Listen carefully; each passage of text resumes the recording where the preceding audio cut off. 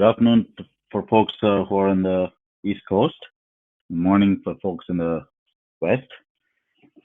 Hope folks in the East or New York area are safe. There's a huge snowstorm which is pounding. I got stuck in the snowstorm today. Well, today we'll talk about how to optimize ADC configurations and reduce operational cost by optimizing the ADC configuration. My name is Muralidharan Palanisamy. I'm the CTO for AppViewX. I'll go over some of my past life experiences on what we have done from the ADC perspective to optimize, and also about what we have been working with other large enterprises and ADC teams and architecture teams to address the challenge of explosive growth of ADC configurations and ADCs as a whole. So today's a little bit about AppViewX. AppViewX acquired its first customer in 2010. We are headquartered in Seattle, and our focus is automation, automating NetOps and SecOps, and we support brownfield and greenfield hybrid deployments. 300 plus, 375 plus folks and distributed across the globe. Just a quick overview of AppViewX, and most of our clients are Fortune 100 customers. Quickly look at the agenda. Today's agenda, we'll talk about enterprise scenario that is there today, now what is happening in the enterprise, and we'll talk about ADC optimization as to the challenge of ADC and the challenge of growth in the ADC and the growth in number of ADCs and the configurations in the ADCs, and how we can look at automation to solve the problem of explosive growth, and then how automation will help optimize the configuration and the ADC deployment as a whole. And we'll reserve some time at the end for Q&A.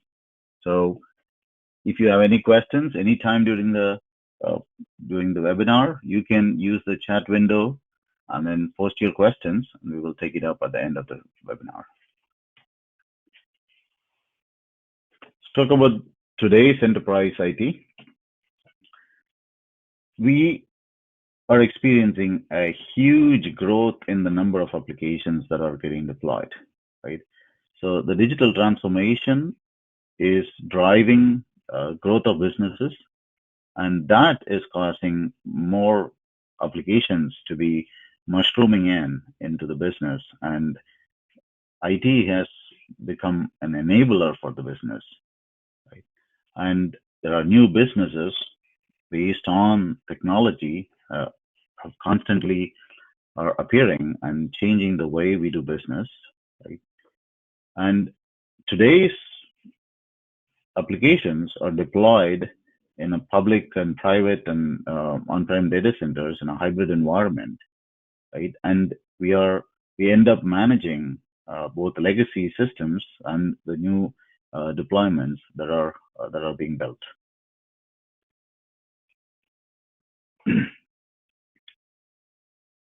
So while we are looking at it, with the growth in the application, we need to ensure the security, provide better customer success, customer experience, right? And then improve the process and refine business operations, right?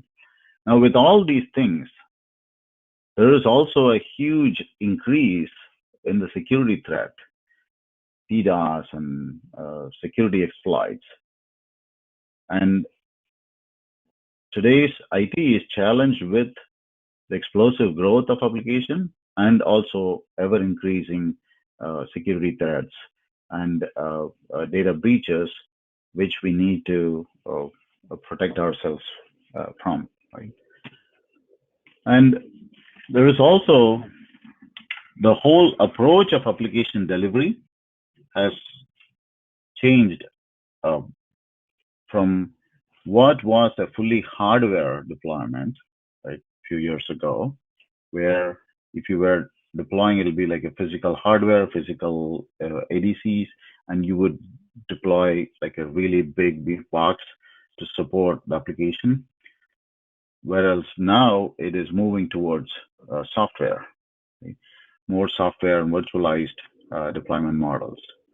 And then earlier it was more plain text, HTTP traffic. Now you would rarely see applications using clear text HTTP, right? Pretty much everything is encrypted data at rest, encrypted data and transfer. And then the firewalls have become more intelligent. The ADCs have become a lot more intelligent, a lot more working on the application layer.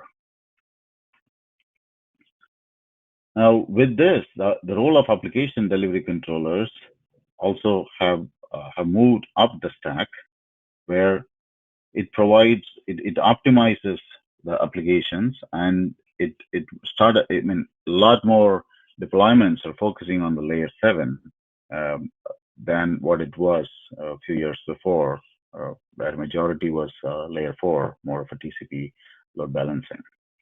And now ADCs are tackling security, and then they have DDoS mitigation and web application firewalls deployed as part of ADCs.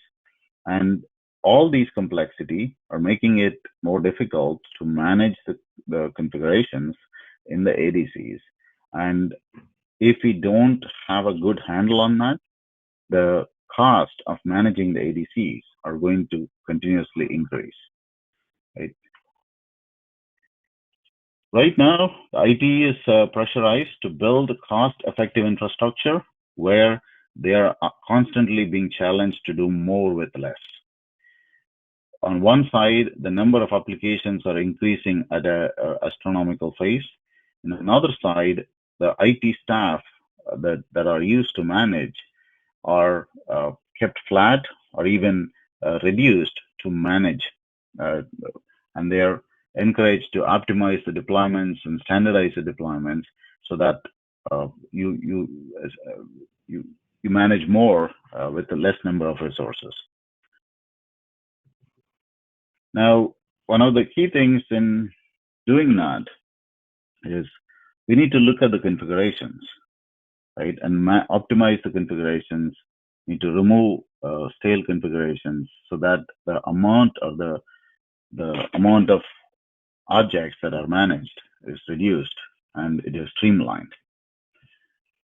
The biggest challenge is in ADC, there is no standard way of optimizing or reducing the configuration.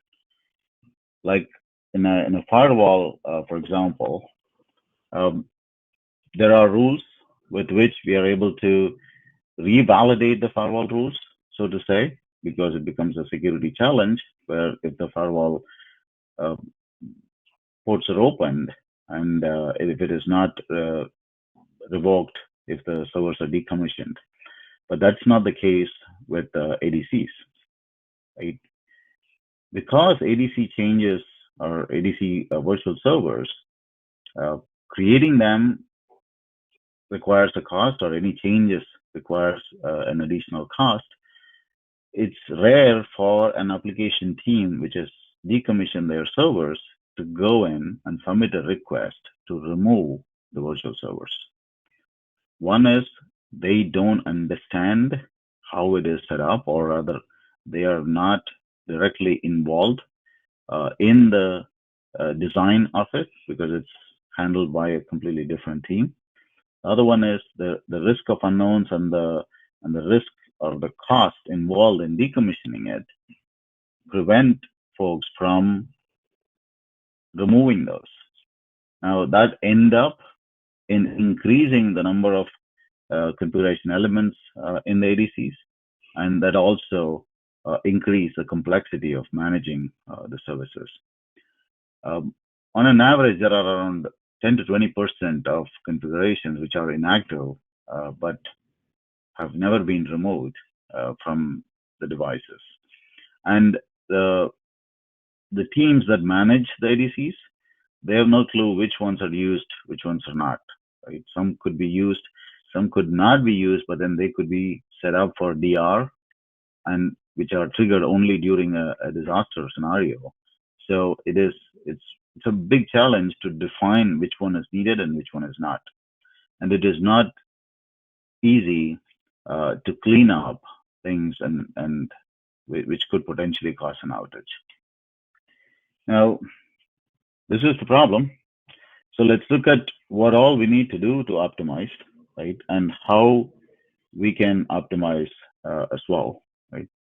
So from an ADC optimization perspective, one of the first thing is we need to figure out how to clean the unused configuration so that we can simplify the config, and then the removing those unused config removes unnecessary overhead, in managing it and in tracking it and reporting it, etc. Right?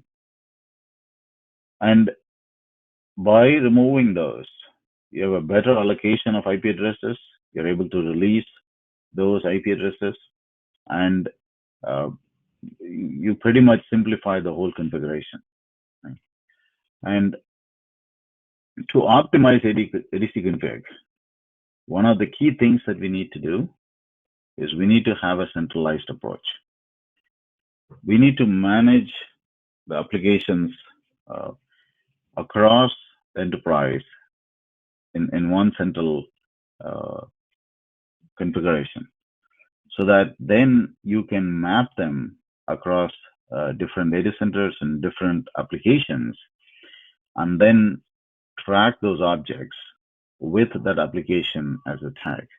So when an application goes through an end of life cycle, you're able to identify those components, and then you can easily decommission them. If they are not, if you don't have a central approach, and if they are not tied to an application, it is very difficult to identify that component as to where it is used. The other thing is we need to figure out how to simplify and standardize the whole process, right? And we need to also plan for the future as to how to add more and then increase and able to manage with minimum amount of effort involved. So for decommissioning unused virtual servers, one of the key thing is we need to figure out, we need to automate, right? Automation, one of the key benefit is it provides agility, and by automating unused webs, we provide a way where there is, the teams don't have to create a ticket and wait for it to be addressed. In essence, it gives an easy way to clean up those virtual servers. And the best way to clean up is to provide self-service. If you provide access to the end customer who is using that web or who has created that web, if he has a capability to easily and seamlessly disable and decommission it, that reduces a lot of risk in the system. And as part of the decommission process, if you're able to validate, if you are able to add some checks, pre and post, to make sure that particular object has never been used or is not used, then it sort of saves a whole bunch of manual tasks and also risk in cleaning it up. And one of the other important aspect is we need to provide, there is no process which is bulletproof.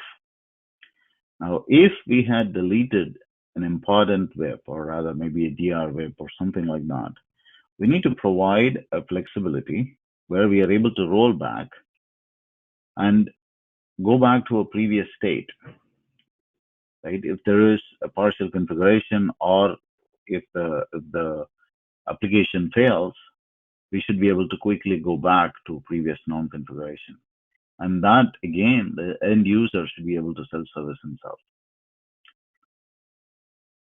And then we should be able to track everything that is happening, right? And provide a systematic approach to that.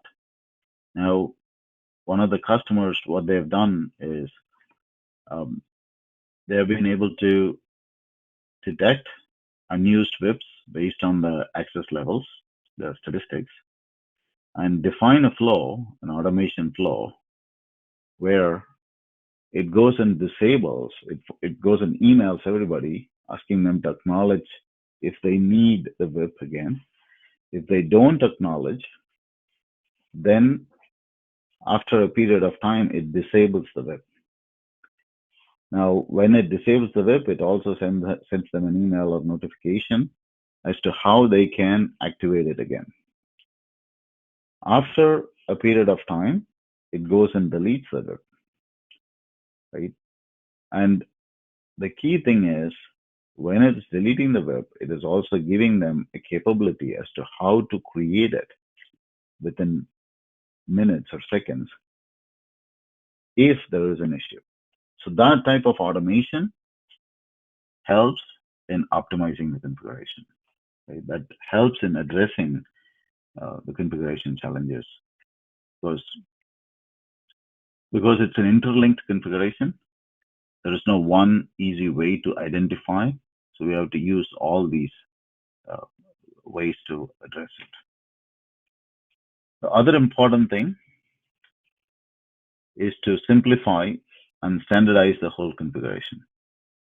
So if we are able to create, if an engineer A creates an application WIP, right, with the same set of requirements, if an engineer B creates it, there is a pretty good chance that they both look completely different. They could look different from a naming perspective. They would look different from a configuration approach perspective. The configuration itself could be different with the same set of requirements. Right? When there is a human element involved, and there are different ways to get to a configuration or get to a solution, there is always variations in how each one approaches that problem. Now, if we have that type of approach where if two engineers for the same set of requirements are creating two separate type of configuration, we run into issues in managing them. It could be that this for the same application, there could be WIP created in the US and a WIP created in Japan, and two different teams could be creating it, and they're completely different. This is where having a centralized approach, a centralized standard to simplify the whole deployment helps, where irrespective of who or where it is created, the deployment model is the same, the deployment configuration is the same, right? And there is, in every organization that I have worked with, that I've seen, that I have been part of, there is a huge set of standards that are defined. But it's rare that those standards are followed or implemented as they have been written. It is because of the human element where, one, not everybody follows or reads through the standard to the T and then is able to remember it and implement it, because the implementation of the standard is more manual, right? And that is where having an automated approach where the standard is enforced, standard is defined and enforced, and at the same time, it simplifies the deployment process. That would be the best way, so that irrespective of whether the person is in the US or Japan or wherever in the world, everybody creates a configuration exactly the same for the same set of requirements. Once the standardization is defined, it makes it easier to manage and automate further requests, right, in an integrated multi-step delivery, right, and especially in a multi-step application process. Other one is we need to plan for the future increase and how can we scale? How can we plan for an agile data center where, based on the amount of traffic, we are able to dynamically scale, right? And here as well, having a centralized approach is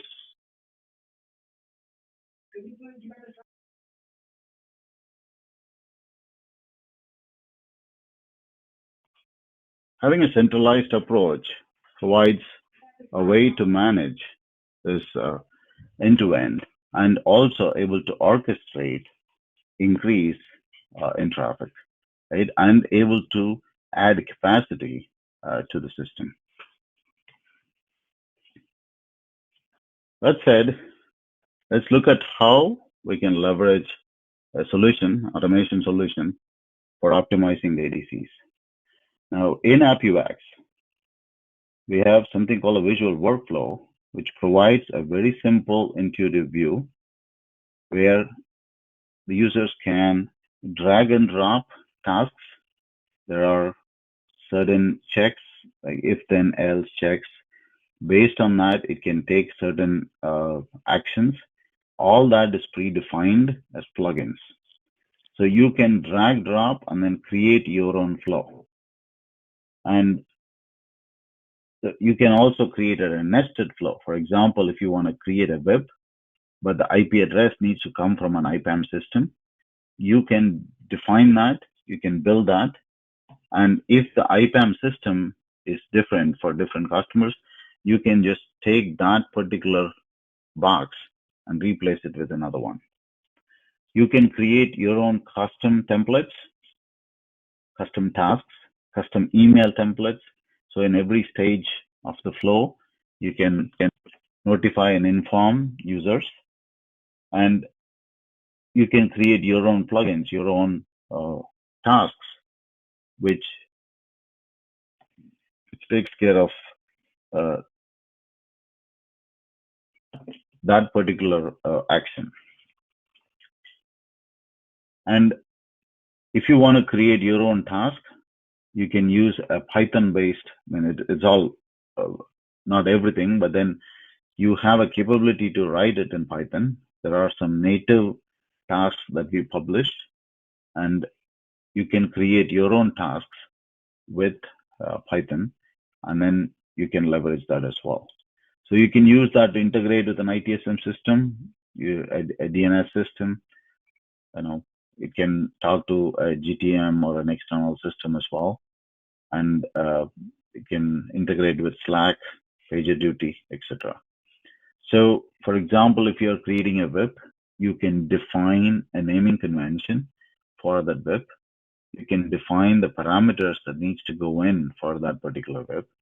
And for the next free IP address, for the web address, it can go look at the subnet that the ADC is deployed in.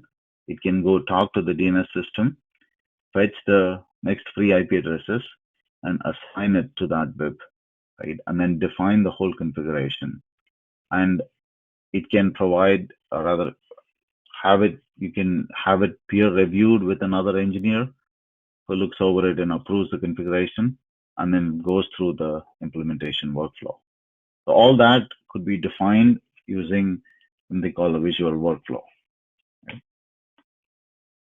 And then this is an example of a service request automation that we have done using AppViewX.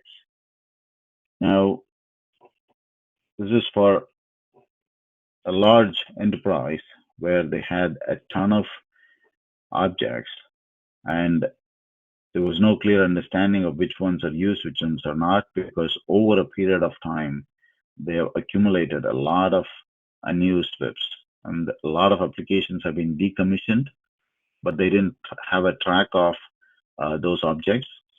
And as part of this automation process, we were tasked to uh, figure out the owners and figure out ways where we can optimize it.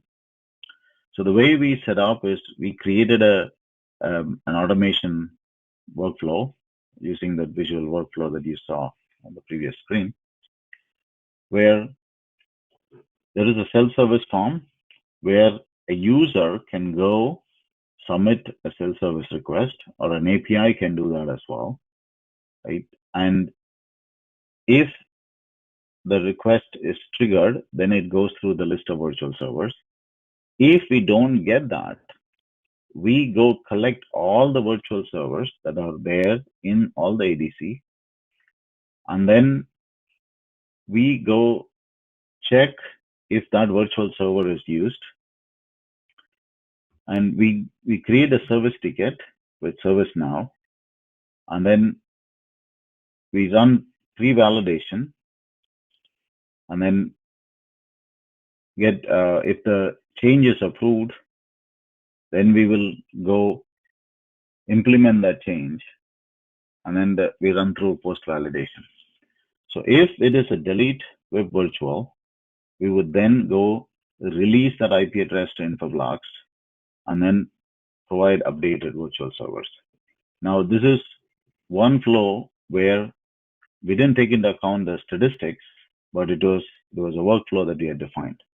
So in this, in the virtual server list, when we got all the objects, we added a way to collect the stats information and configure so that unused WIPs get mapped in. And through an external system, which is their inventory or asset management tool, we mapped and identified the owner or owner's DL, distribution list, and we email them using an automated flow so that they can acknowledge it. If they wanted it, they would acknowledge that they would want it. If not, we would go disable it and then delete it over a period of time.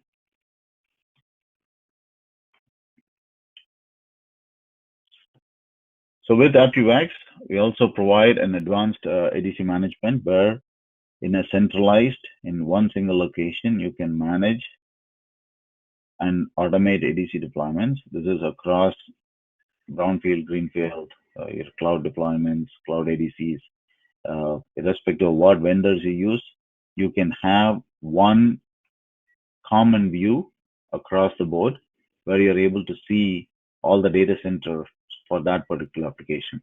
So it provides an application perspective view with which you're able to see and manage the whole application. And this actually helps in not only the consolidated view, but also in migrating an application from whether it is directing the traffic from on-prem to the cloud or migrating application from one version of ADC to another. This sort of helps in achieving that. And one of the important features that we provide is we are able to archive the device configuration and then restore it based on individual object. So you don't have to do a complete device level restore. You have a capability to do an object level restore. And you can dynamically provision nodes, and you can dynamically provision ADCs as well, virtual ADCs based on capacity. If there is additional capacity needed, it can spin up and license a new virtual instance and then configure them with a standard deployment based configuration. And another important thing is we provide a pretty well granular access control, which is you can provide access based on the object level or application level. You can give access to specific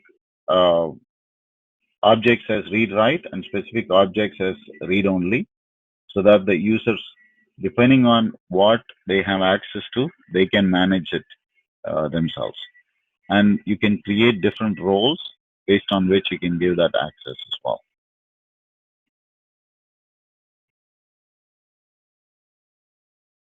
Whole AppViewX is built as a modular architecture with which we can scale horizontally. And it's a microservices-based architecture, wherein one of the biggest challenges that we faced when we built the first generational platform is the vendors' APIs and the vendors' versions and the access changes constantly. Now we built a plugin-based architecture where if you need to support a new version of the vendor, a new plugin itself, a new API, right? If they are switching from SOAP to REST, etc., you don't have to upgrade AppViewX, but you just shut down that plugin and start the new plugin with that the support is included in it. So it sort of provides a very granular and then easy way of managing and upgrading the system, right? Just like a Linux server, right? You wouldn't upgrade a Linux kernel frequently, but you might do a yum install or a yum upgrade of individual component. The same approach that you have taken for our plugins, for device plugins. There are different ways you can deploy from a redundancy perspective. You can deploy across multiple data centers. Our standard deployment is across 3 data centers, so that even in case of a data center failure, the application is up and running and redundant as well. And with that, I'll pause and we'll check if there are any questions. If you have any questions, please ping on the chat window, and I'll be glad to answer them.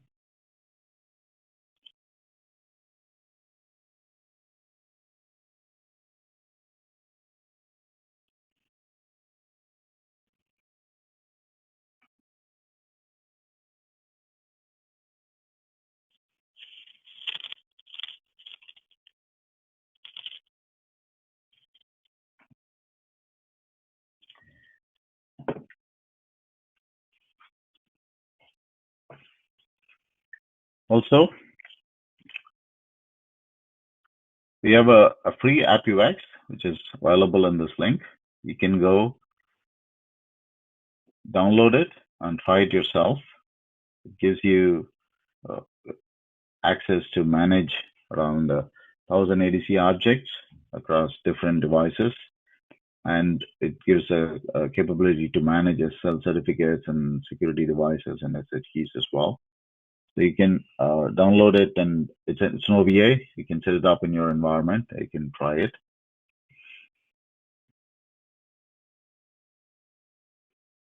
You have a question? Question is, how is your solution deployed? Is it a SaaS solution?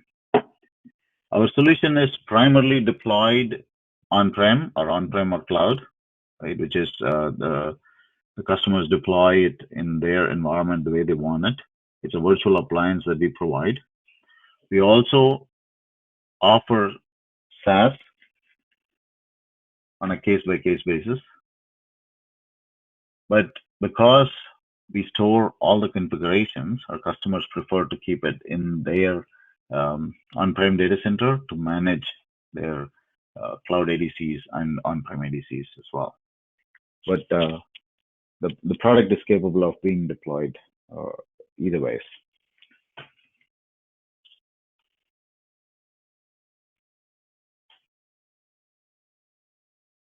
There's another question. Is it possible to get the slide?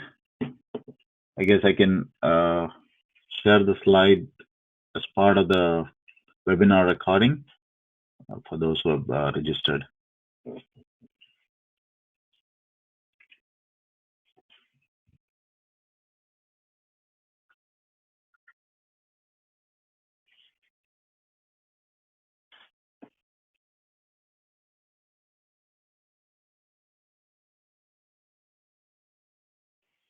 Any other questions?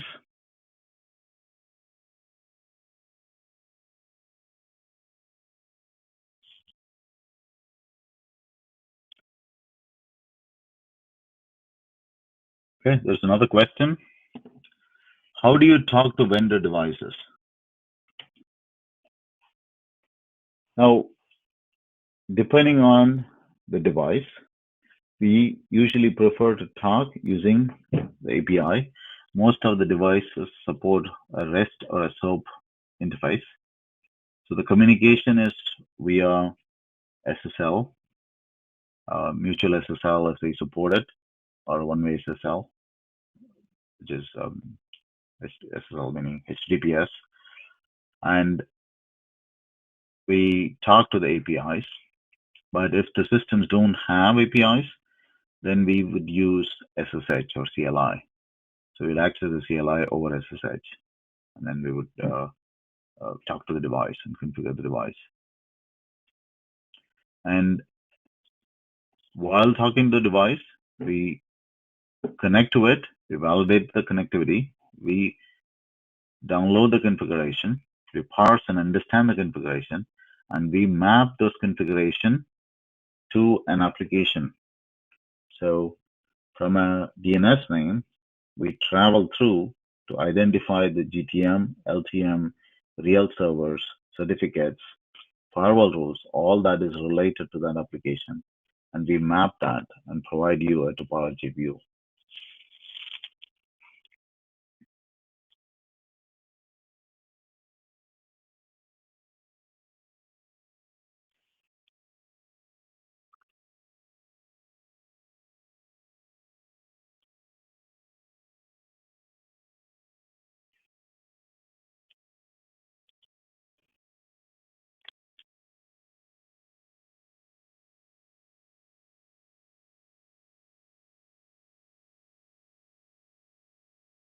All right, we'll wait for another minute to see if there are any other questions.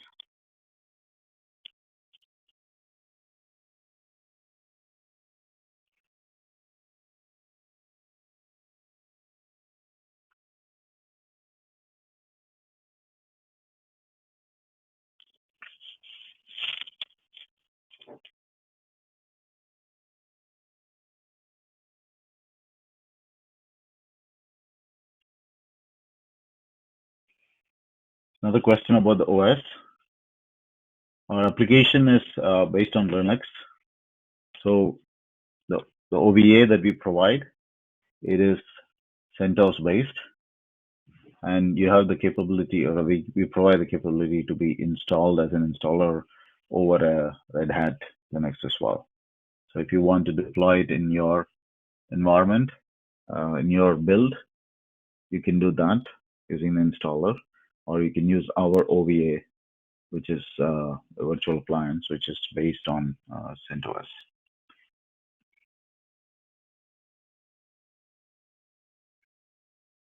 And the slides are available as part of handouts, so you can access them as well. All right. Thank you for your time, and look forward to meeting you in future webinars. Thanks. Bye.